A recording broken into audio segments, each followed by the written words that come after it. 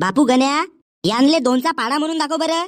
आईले भोकाले म्हणू भोसडीच्या आईले काम धंदे नसेत का? सकाळ सकाळी चहा नाश्ता हेप लावायला येतील आमच्या घरी.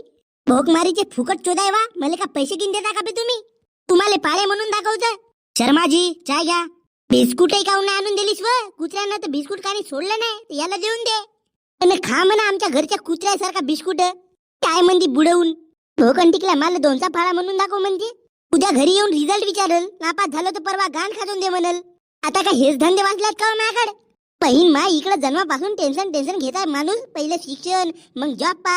8 ते 9 11 घंट्याची जॉब करा. वापस येवा, जेवा, खावा, झोपा, परत तेच काम करा. चाला माणसाला सुख नावाची गोष्टच नसे. पण मी असा कोणी पाडेगिन विचारला ना तर कानाखाली गचने 2 थापडा मारूशा लागते मला. बे भोसडीच्या गण्या, हा तुझा नवीन मास्तर हो ट्युशनचा. आई सर